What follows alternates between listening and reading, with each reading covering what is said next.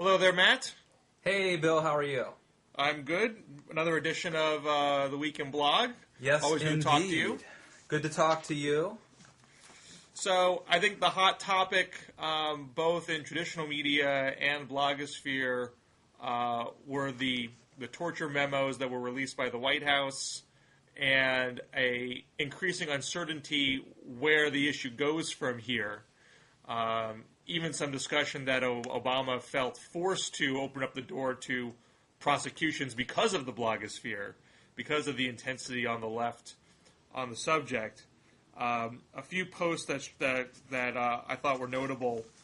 One in particular, the whole fact that one of the high-level al-Qaeda members, Khalid Sheikh Mohammed, was waterboarded 183 times, was actually dug up by a liberal blogger, Marcy Wheeler, part of the Fire Dog Lake Empire, the empty wheel component of that.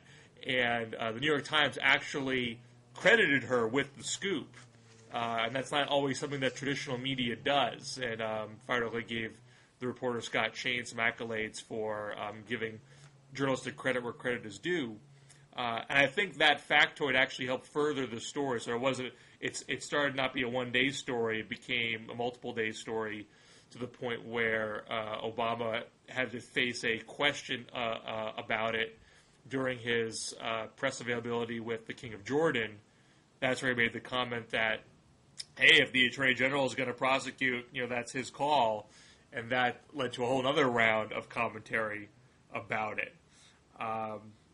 Beyond that, as far as the actual debate on the subject is concerned, of course, kicked around another round of does this work or not? Right. And you had Matt Yglesias talking about the best examples that Bush administration defenders can come up with are very weak. You have Steve Bennett at the Washington Monthly pushing back on the notion that Obama's Director of National Intelligence, Dennis Blair, actually said that this does work. Right, and actually I have the conservative blogosphere Sure. was a buzz about that. Powerline Scott Johnson, the logical inference is that Obama wants to release information he thinks will smear the Bush administration, but does not want the American public to be fully informed about the benefits that were gained from the Bush administration's policies. We have American Spectator's Phil Klein. This would seem to be an important part of the overall torture debate, but somehow this portion of the memo was conveniently left out by the Obama administration. Ed Morrissey over at Hot Air. In other words, the Obama administration covered up the fact that even their own DNI acknowledges that the interrogations produced actionable and critical information. And I think probably the most the best soundbite or controversial argument, depending on how you look at it, was Eric Erickson at Red State. I do not doubt that more Americans will die at the hands of terrorists under the watch of Barack Obama than under the watch of George W. Bush. So, and just to clarify here, what are conservatives alleging was covered up? I think it was that the interrogation techniques banned by the White House, that Obama released the memo, but did not release the Dennis Blair internal documents. And the other statement that Dennis Blair made, and this is what Steve Bennett was talking about, so that this internal memo, Dennis Blair talks about that they did get high-value information that helped them understand al-Qaeda better. But Dennis Blair's other statement was, and Bennett points to this, the bottom line is these techniques have hurt our image around the world. The damage they've done to our interests far outweighed whatever benefit they gave us, and they are not essential to our national security. So that seems to be, Blair's final conclusion. Whatever good stuff did come out of it from Blair's perspective. There's also an interesting debate in the conservative rightosphere about whether waterboarding is torture. Ed Morrissey, who is always interesting at Hot Air, and he does not come down on the party line all the time. He does not take the sort of standard talking points from anybody. And he says we need to have an honest debate on interrogation techniques and securing America against attacks. He goes on to say, but conservatives should stop pretending that waterboarding isn't a form of torture that the U.S. has opposed for decades when used abroad, especially against our own citizens. But everyone else should stop pretending that it doesn't work and that we would have been safer without its use. So Ed is essentially saying it's a form of torture, but we're safer. He's just being adamantly pro-torture. I think he's saying that we're safer because of it, but it is a form of torture. Points for intellectual honesty. Let me say, I think Ed Morrissey consistently is an iconoclast, and I say that as a compliment. I think that he says what he thinks is true, and a lot of times people will sing off the same hymnal, or hymn sheet, but not Ed. Now, I presume that, and forgive me if I'm being overly cynical of my interpretation, but my sense is that the conservative blogosphere, not to mention Dick Cheney, having a debate over the value of torture probably is not a short-term political winner. It's not the issue that's going to get, it's not going to turn poll numbers around for Republicans right away. My only political speculation is they're saying, hey, if there's going to be another terrorist attack at some point, things can happen to anybody. We want to have a narrative in place that would blame Obama for going soft and not doing, the tough things that the Bush administration did. Do you think that is an underlying motivation to be engaging this debate so vociferously? I would say that not just on this issue, but I would even say on issues like the economy. I would phrase it a little differently. I would say that whether or not we win today, it's important to go on the record as being in favor of certain things. So, for example, conservatives who voted against the stimulus were going on the record.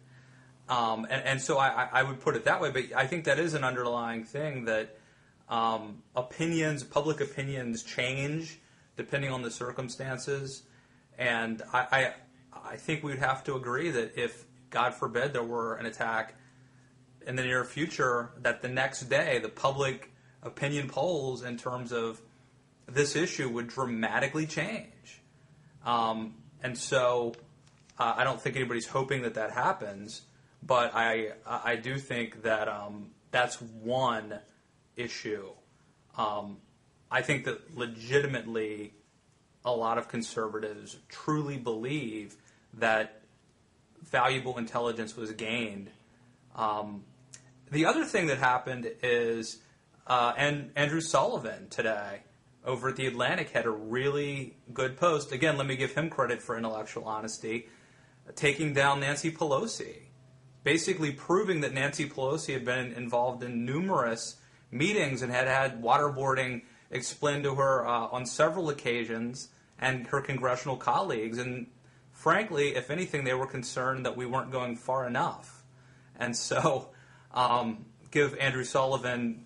Andrew likes to give out these awards, like the Hugh Hewitt Right. Award. I'm going to give him the Ed Morrissey Award for intellectual honesty. I'm sure he's touched.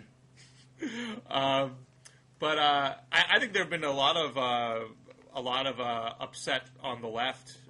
These notions of this group of eight that Democrats were involved in. I think there's always been a strain of concern that Democrats were complicit in some of this. I don't think that liberal bloggers have generally looked away from that, although I do note that I think it was Ron Suskind was on MSNBC today. I think he was cutting them a little bit more slack, saying that they were just not in a terribly good position to challenge them, and their hands were tied from going public with stuff. But I think the general tenor of criticism on the left has been to take their shots at Pelosi et al. As well. Yeah. The one other related post I wanted to flag was, this goes back to the notion of where does this go from here? Are there going to be prosecutions or not? There's definitely a strong desire in the liberal blogosphere for there to be prosecutions, for people to be held accountable, particularly architects of the policy. We actually weren't going to get into this later today, but you did mention, should we discuss, why is the left so angry? But this is one of those issues that I think there are folks left that are angry about and don't want to see people left off the hook. Killzoy, who blogs at I'm going to pronounce it wrong, Obscene Wings, sometimes at the Washington Monthly, but on on Hillsdale's own blog. You know, she says, I'm focused on looking forward to. I see a world, this whole notion that, you know, we should look forward, not backward.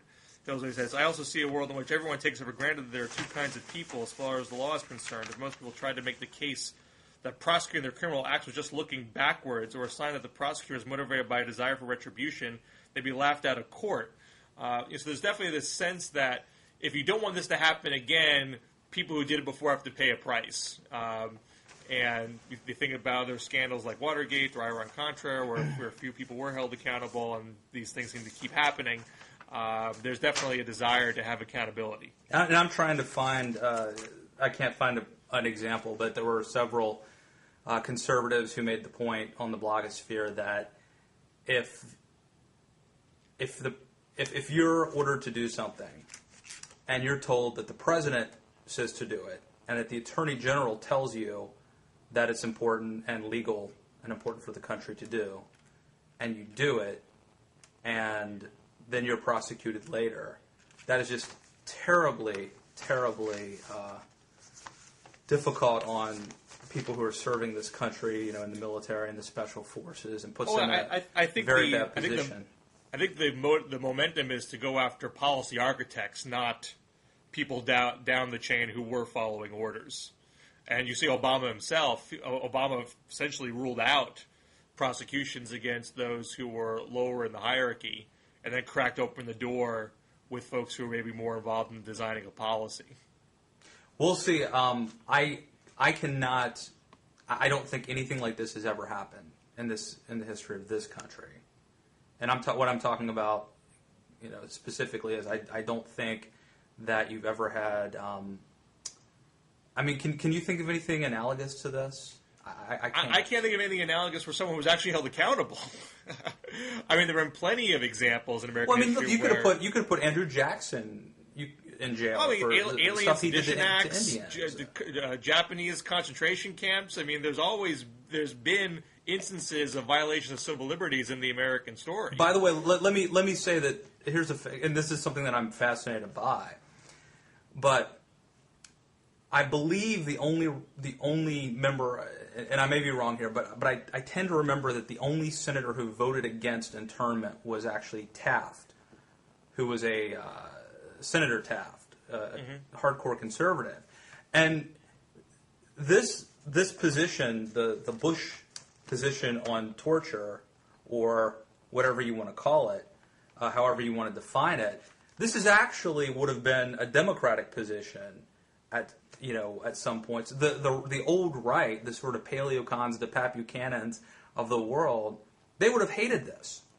So the traditional, conservatives from like the 1940s would have been completely against this. The more isolationist conservatives. Isolationist, in some ways more libertarian, very, very concerned with government. Government does everything bad, including torture. Yeah, exactly.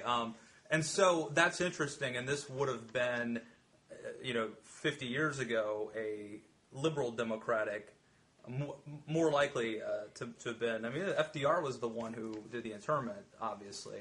I'm loath to tar liberalism with the brush. Well, look, okay, will you admit that? I mean, clearly, it's obviously FDR rounded up Japanese and put them in. Oh, absolutely, and that's part of FDR's record, and he has to take responsibility. I'm just making the point that I believe Taft, who was Mr. Republican, who's like the most conservative senator, maybe next to Barry Goldwater or something, was, if not the only, one of the few who actually stood up and opposed that. And I'm just making the point that these ideologies have gotten all mixed up, haven't they, over the years? Well, there's definitely been. There's always been competing strains in the Democratic Party and the Republican Party. And, a lot of things got mixed up at the time of FDR, and there's been various shifts, over the course of the last 60 years. I'm not sure that American liberals at the time, on the ideological left at the time, were cheering the concentration camps. I don't think that was necessarily true, but Well, obviously it's FDR's record. Even other stuff with Bush, his Wilsonian inaugural, his and look at how Kennedy, bear any burden, pay any price. It's interesting, but they want us to talk about what people are blogging about, and I don't think anybody blogged about it, so I probably should apologize and move on. It's okay. Off message. Well, so you have you were interested in the possible primary challenge that John McCain might face in 2010. Yes. And it's not just me. This is something that made news yesterday, and several bloggers wrote about it. I was one of them, but let's look at a couple here. A pundit who is at Hot Air was looking at Ben Smith from Politico and saying, Ben Smith thinks Simcox, who's challenging John McCain and who was head of this Minutemen militia group, thinks Simcox will be a serious local headache for McCain. But I suspect that depends on how hard the one pushes amnesty this year. If it turns into a sort of galvanizing issue for the base, as it was a couple years ago, the Mavericks in trouble. If not, Eric Erickson went on to essentially say, given the choice between opposing McCain with Simcox in a primary or opposing Arlen Specter with Pat Toomey, I think our money is much better spent beating Specter. I'm paraphrasing, of course. We only have so much money, so many volunteers that we can put in the battlefield. And I believe looking at the demographics of both Arizona and Pennsylvania, it is far, far more likely that Pat Toomey could win the election. So a couple interesting things there. But there are other conservative bloggers, you mentioned this in a previous segment, that are concerned that Toomey can't win statewide in a general election. Yeah, that's been something that had been talked about for a couple weeks. We even had the head of the... several years ago, the Club for Growth started a few of these local chapters, and they've generally been a headache to them. And the head of the Pennsylvania Club for Growth chapter put out a statement yesterday saying that Toomey shouldn't run, that it'll end up electing a Democrat, and that we should back Specter. So there's a lot of talk about whether or not Toomey should run, but it seems to be that I would take a slight disagreement with Erickson here. He says, Eric Erickson says, I believe looking at the demographics of both Arizona and Pennsylvania, it is far, far more likely that Pat Toomey could win in a general than versus Simcox. I would disagree. It's not about the demographics of the states. It's about the quality of the candidates, both challengers and incumbents. Pat Toomey is a much, much more credible and serious candidate than Simcox, and I would also say that Arlen Specter Simcox is crazy, correct? I've never met him. I don't know him, but I do know that. I would classify him sort of in the category of, we've had a lot of people who are sort of organizational leaders like Gary Bauer, or a better example is Alan Keyes, sort of organizational activists try to run. I don't lump Toomey in that same category because, number one, the Club for Growth isn't just an organization; they're a juggernaut. And Toomey was a congressperson, right? And secondly, he was a member of Congress in Pennsylvania. So he's much more credible. And I think Specter is a lot more vulnerable than McCain is. So it's not demographics as much as it's the quality of the candidates that makes. I think conservatives are willing to coalesce around Toomey. I do not think you will see anybody. Well, I don't want to say anybody. I don't think there'll be a big conservative movement to back Simcox or to oust McCain unless McCain gets all McCain-y again. So, which let's hope doesn't happen. What do you think Erickson was getting at there? Is he saying that Arizona is becoming so Latino that putting up a diehard anti-immigrant movement candidate is a sure loser in Arizona? That's a great question, and I hadn't even thought of that, and I will ask him. You want to get him on the phone right now?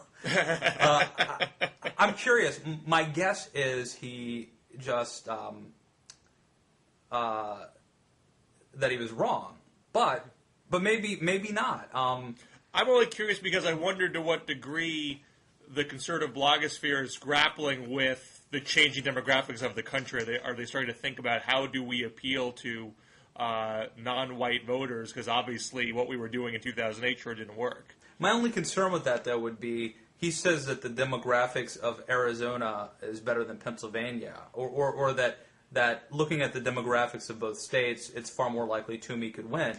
But Pennsylvania has to be a tougher state than Arizona for a Republican to win, I would think. Maybe I'm wrong. It's been a bluer state for a longer period of time. So I can't. So my guess is that Eric, when he talks about demographics, probably my guess is if we were to talk to him, he was just saying that the various factors involved would favor Toomey.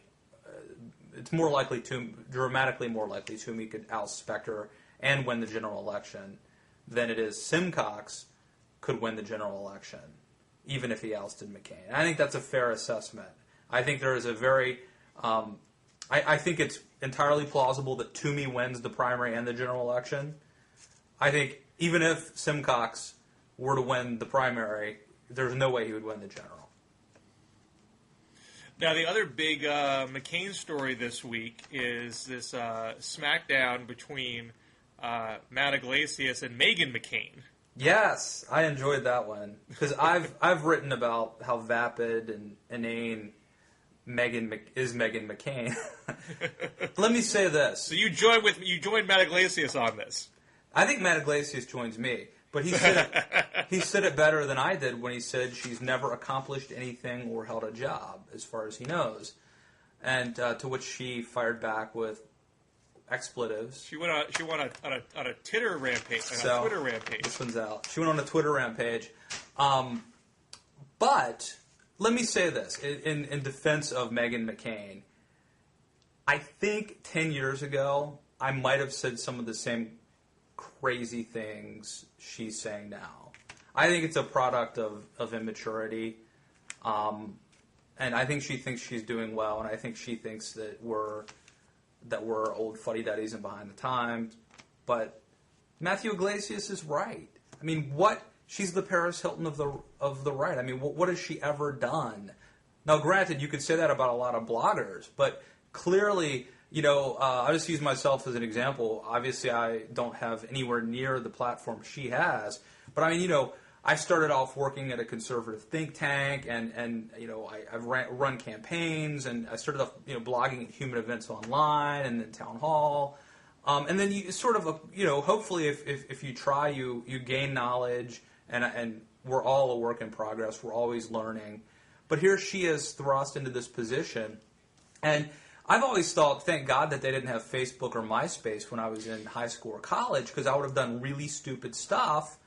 And there might be naked pictures of me somewhere, or whatever, or drinking something other than vitamin water 10. And so, but luckily there weren't, and there wasn't Twitter either. And so I think that I'm glad that I didn't have, the opportunity to make naive, stupid political statements. Let me take up the Meghan McCain defense. In Yglesias' post, he made sort of an implicit, self-deprecating remark to himself, because he's a guy on the blogging scene, essentially at Meghan McCain's age in his early 20s, and managed to. Yeah. And he's a really nice guy. And he established a quality reputation for his blogging and his other writing, and landed a book deal very early, and is now a very respected commentator. Meghan McCain now has her book deal after blogging, I think, for considerably less time. But in my mind, bloggers have always gotten a rap of not having credentials. Why is anybody listening to these people? Why they don't have editors? They don't have resumes. What's the point? It's a lot of yibber yabber. But my argument has always been, every blogger stands on his or her own credibility. You don't read blogs in total. You read the bloggers that you like and respect, and you base it on the quality of their individual work. Meghan McCain has, I think, like 25,000 followers. That's a hell of a lot more than me. If her name was Megan Smith, she would have 10 Twitter followers. But there are other people in this world that have famous last names. This is a cult of celeb. Roger Clinton didn't sell a lot of CDs, Billy Carr didn't sell a lot of beer. America loves young blonde chicks, you know that. I mean, if one goes missing, MSNBC bumps me to go cover it. I mean, you know that. It's nothing more than this vapid celebrity worship culture that's we live an argument, in. But and look, and you're right. Young bloggers who have they have to develop credibility. They have to work their way up. And I do think there's an interesting point to be made here, which is every blogger. It's like moving into the neighborhood. You want to be the last one to move in, and then no more people moving into the neighborhood. So I do think that there's some of that, and there may be some jealousy, and there may be some resentment. But as conservatives go, our concern is not that she's getting all this publicity because Sarah Palin gets a lot of publicity, but it's that she essentially is being used as a pawn by the left when she goes and gives speeches and attacks conservatism. Well, there is a long history of professional contrarians and provocateurs that I would argue don't have a lot of substance behind it. But people, like Andrew Sullivan, like Christopher Hitchens, people who make a practice of doing, Michael Kingsley had a great essay on how Hitchens is constantly being contrarian and getting having and feeling his career that way. But what has Christopher Hitchens done? He's he run a think tank? No, he writes. That's it. That's what a lot of commentators do, and they. No, but as much as I profoundly disagree with Christopher Hitchens, although I did enjoy watching him get waterboarded, he is a very, very smart man, and he is very intelligent and very well spoken. And God knows if I had a British accent, I'd probably be ruling the world right now because it just sounds so eloquent. But he has very interesting ideas. I happen to disagree with his politics. Meghan McCain has none of that. Obviously, somebody thinks she does. I mean, it's not solely up to you or I to deem it. Ashton Kutcher has 1 million Twitter followers. Lots of people want to hear what he has to say. It's not because he's insightful. It's not because he's spurring debate on or intellectual discussion. It's because we live in a celebrity worshiping society. And I mean, look, it's a free market. Let him follow him. I'm just saying. Apparently, you want some sort of government regulation to muzzle celebrity Twitterers. You got me. You got. But I mean, she has her book deal, and if she can't, write a sentence or can't find a ghostwriter to write a sentence, the book's not going to sell, and she's going to fade away. But if she has interesting ideas, then she'll sustain, and that is the marketplace. Okay, let's move on. on to a more substantive issue. We are taping this on. I'm sure we'll be back talking What's about that? her, though, at some point. We'll be back talking about she's at some point. She's an intellectual force. It is Earth Day. We're taping this on Earth Day. The first serious set of hearings on the House Clean Energy Climate Protection Bill started today. The chair of the Energy and Commerce Committee, Henry Waxman, is trying to get that bill out of his committee by Memorial Day. So this is moving. There's definitely been a lot of chatter in Washington that a carbon cap could not get done anytime soon. But the issue, the train is moving, and I think this has gone in. The issue has gotten attention on the conservative blogosphere for some time as they try to attack this as a giant tax on all Americans. You started to see in the environmental blogosphere this week the beginnings of pushback on that. But I'd note that you're not seeing as much generalist liberal blogger commentary on it because of the great attention on the torture memo. So it's one, and I think this is why President Obama seems somewhat reluctant to deeply engage the issue. The memos got released because his hand was forced by an ACLU lawsuit. I'm sorry, Bill, is it just me, or was Earth Day this year less of a big deal? Now, granted, I was listening to Johnny Cash most of the day on Pandora. So I wasn't watching MSNBC or Fox, but it seems like it was less of a big deal this year. There's some decline over that over time because I think there's been a increasing sense in the environmental movement that having one day a year doesn't cut it anymore. In fact, grist.org... Why can't every day be well, right, and grist.org actually had a campaign for the last couple of weeks called Screw Earth Day, because every day should be Earth Day, and cordoning it off into a day a year as a symbolic gesture. This notion we're sort of past the symbolism. They had like a light turn off day a couple of weeks ago. When seasoned environmentalists like, look, there's a bill to get passed here that we actually have to cap this carbon or all is lost. So let's forget about the symbolic gesture. So I think that has something to do with that. But they did time the hearings to start on Earth Day in hopes of getting more attention to it. And I think they got somewhat crowded out by the torture debate. But in the environmental blogosphere, it is capturing attention. You had the EPA release its cost estimates of what this would mean per household. Kate Shepard at Grist summed that up. The EPA estimated on Tuesday that the bill would cost the average U.S. household $98 to $140 a year, or 27 to 38 cents a day, though that didn't stop some Republicans from claiming the bill would wring Americans dry. Yeah. Brad... there's a group called the Tax Foundation. They estimate $1,218 per household, and they say that it will be a regressive tax that will disproportionately hit lower income. Well, there's going to be this numbers debate, as I think conservatives were pushing $3,000 a year, and some still are, even though they're citing this MIT study that the MIT authors say you're misquoting our study. But the Tax Foundation, that is a conservative outfit, if I recall. So my guess is that will be treated in an ideological way. And I'm sure conservatives will treat the EPA in an ideological way, although EPA would say this is based on what our career civil servants say. The other study that came out that Brad Johnson at Want Room highlighted is the Union of Concerned Scientists, which is definitely a liberal group, but they are scientists, said...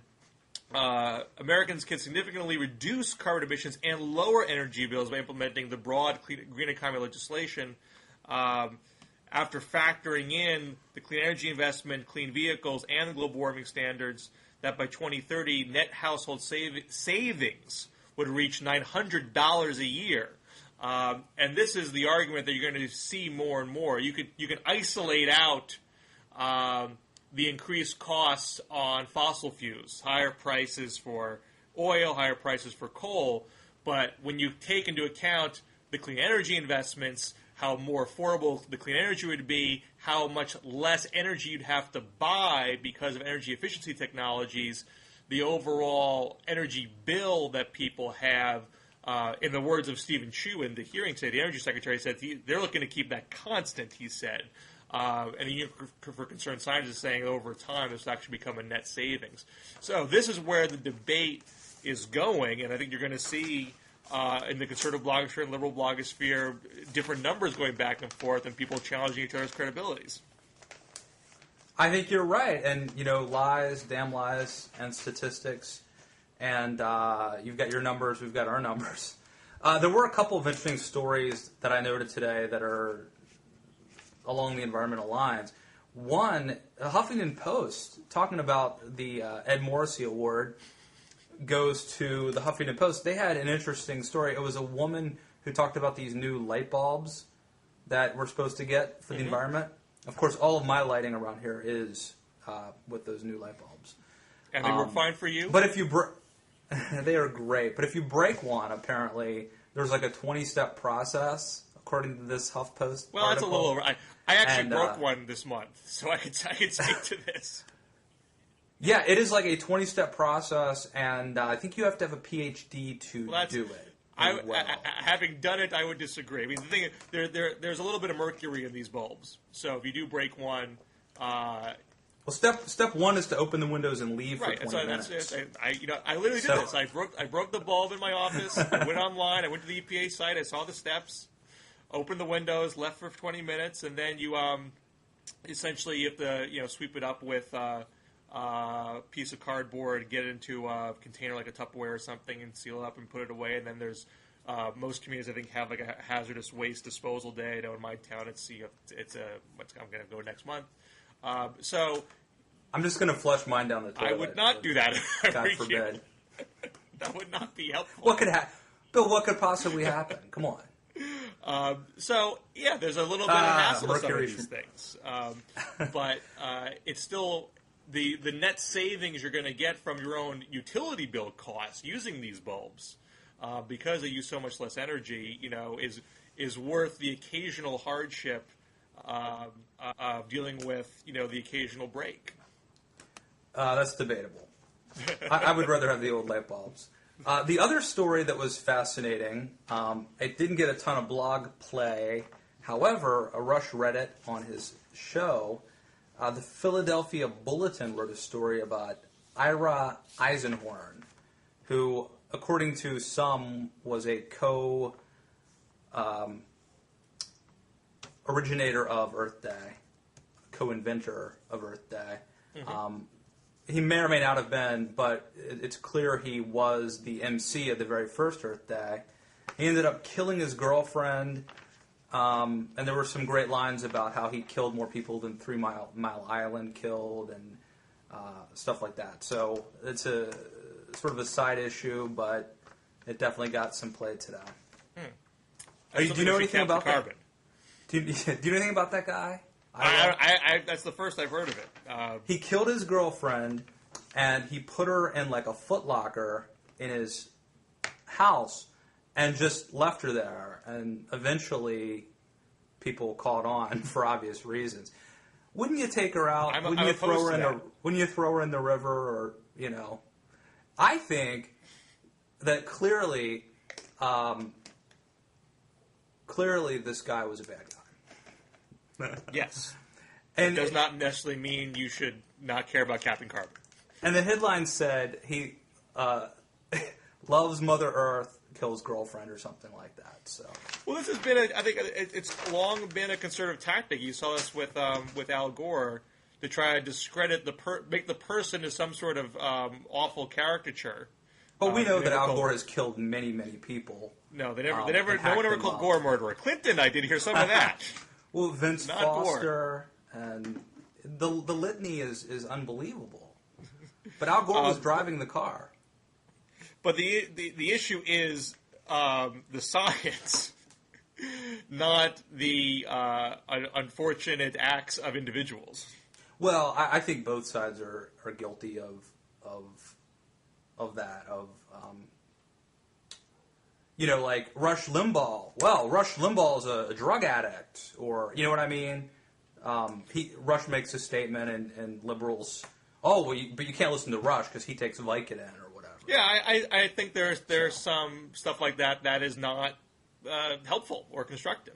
I did think when that happened, if we can get totally off topic here, it was worth attacking Rush for hypocritical things he said about drug crimes. Right, but I think you could make an argument that this guy cared so much about saving Mother Earth, but not saving human life. And I think that's a common... That guy's a bastard. I don't like that guy. It's a common hypocrisy that we could make that conservatives often make about liberals, is that they care more about, an aardvark than a baby. So... Let's leave it on that note. I hate it when you're mad at me, Bill. What's that? I'm not going to... We should never let the sun go down on... I'm not going to bed angry. Okay. You still like me? I do still like you. Were you? I kept the pug sounds to a minimum today. Have your pugs made it on camera yet? No. Next week I'll put them on. And so you got to tune in. And let me give a cheap plug here. Okay. My pugs come from the Mid-Atlantic Pug Rescue. And one of my pugs was actually... When I got him, completely... Well, not when I got him, but when the foster parents got him, he was completely bald. Because somebody wouldn't spend $50 to get him the medicine to keep... And now he still has a little bald spot. But it's growing in nicely. We've got him Rogaine or something. But this is a great organization, and there's so many pets out there and aardvarks that need our that need our help. So it's the best thing in the world. And whether you like whatever you like, beagles, I'm sure there's rescues. But I actually thought Barack Obama should have, and I wrote about this at the time.